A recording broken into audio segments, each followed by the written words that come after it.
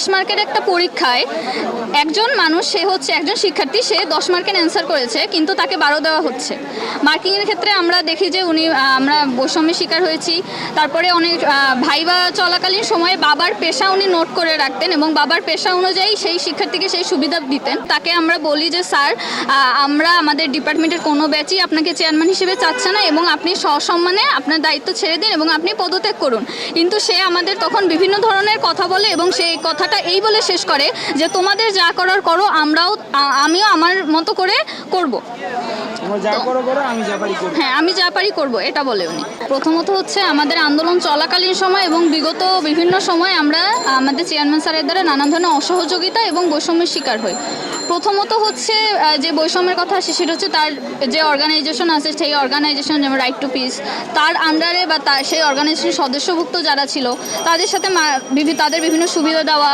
তারপরে অনেক সময় হয়েছে যে 20 মার্কের একটা পরীক্ষায় একজন মানুষ, সে হচ্ছে একজন শিক্ষার্থী, সে 10 মার্কের অ্যান্সার করেছে কিন্তু তাকে 12 দেওয়া হচ্ছে। মার্কিংয়ের ক্ষেত্রে আমরা দেখি যে আমরা বৈষম্যের শিকার হয়েছি। তারপরে অনেক ভাইবা চলাকালীন সময়ে বাবার পেশা উনি নোট করে রাখতেন এবং বাবার পেশা অনুযায়ী সেই শিক্ষার্থীকে সেই সুবিধা দিতেন।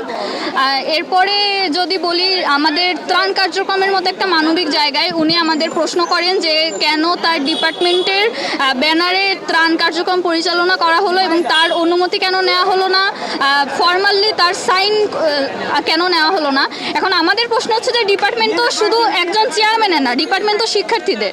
সেই ক্ষেত্রে আমরা এখানে তাকে এই ধরনের যে সে কার্যক্রমগুলো করেছে সেই কার্যক্রমের জন্য আমরা প্রশ্ন করার জন্য তাকে আমরা হচ্ছে একটা মিটিংয়ের আয়োজন করি শিক্ষার্থীরা মিলে, এবং সেই মিটিংয়ে সে আমাদের বলে যে আমরা তার সময় নষ্ট করেছি। পরবর্তীতে আমরা প্রত্যেক ডিপার্টমেন্ট থেকে কিছু শিক্ষার্থী তার কাছে যাই এবং তাকে আমরা বলি যে স্যার, আমরা আমাদের ডিপার্টমেন্টের কোনো ব্যাচই আপনাকে চেয়ারম্যান হিসেবে চাচ্ছে না এবং আপনি সসম্মানে আপনার দায়িত্ব ছেড়ে দিন এবং আপনি পদত্যাগ করুন। কিন্তু সে আমাদের তখন বিভিন্ন ধরনের কথা বলে এবং সেই কথাটা এই বলে শেষ করে যে তোমাদের যা করার করো, আমিও আমার মতো করে করব। হ্যাঁ, আমি যা পারি করব, এটা বলে উনি। এই মুহূর্তে আপনারা যে কর্মসূচি দিলেন, উনি যদি পথে না যান বা না করেন তাহলে আপনাদের পরবর্তী কর্মসূচি কি হবে? অসহযোগ আমাদের এখন হচ্ছে যে আমরা যে অবস্থানে দাঁড়িয়ে আছি, তিনি নানাভাবে নানা চেষ্টার মাধ্যমে আমাদের সবাইকে হুমকি ধামকি দেওয়া হচ্ছে আর কি, যে আমাদের ক্যারিয়ার নষ্ট হয়ে যাবে, আমাদের অনেক বড় ক্ষতি হয়ে যাবে। পার্সোনালি আমার শুনতে হয়েছে আমি নাকি আগুনের উপর দিয়ে হাঁটছি। তো এরকম নানা রকম আমরা হুমকি ধামকির সম্মুখীন হচ্ছি। তো আমরা যেহেতু শান্তি ও সংঘর্ষ অধ্যয়ন বিভাগে আমরা শান্তিপূর্ণভাবেই সব কিছু সমাধানের চেষ্টা চেয়েছিলাম, কিন্তু উনি আসলে শান্তি চান না।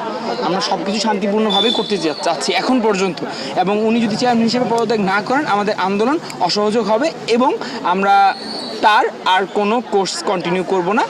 23 থেকে 19তম সকল প্রকার রানিং ব্যাচ তার আর কোনো ক্লাস করবে না। তিনি আমাদের দ্বারা বিভাগে এখন অবাঞ্ছিত ঘোষিত হয়েছেন।